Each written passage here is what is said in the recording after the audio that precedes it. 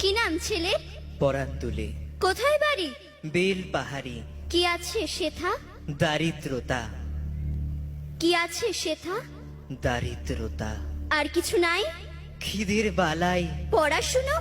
কেউ করি না, স্কুল আছে? নয়কো কাছে কত দূরে?